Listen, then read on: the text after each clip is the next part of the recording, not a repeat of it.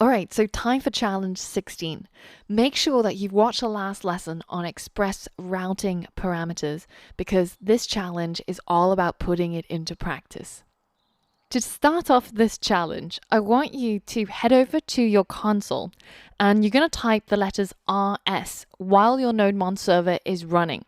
What this does is that it will force NodeMon to restart your server. And in terms of our website, that means it will get rid of any previous blog posts that we had because it will rerun this entire page and it will set our post array back to empty. So the challenge is, can you change the code inside Atom such that when we head over to localhost 3000 /posts/ anything you type in here, let's say testing, right? Then when I hit enter, it should do nothing on our page, but when you head over to our terminal, it should print whatever it is that comes after /post/, right? So this last part, whatever it is I write in here, when I hit enter, it should get logged in our console.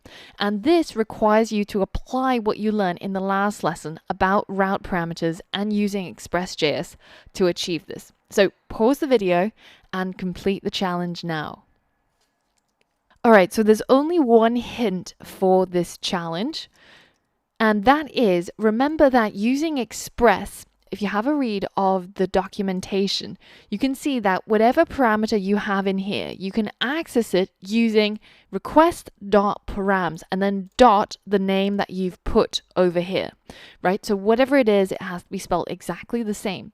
And hopefully this is enough of a hint for you to be able to reach the answer yourself.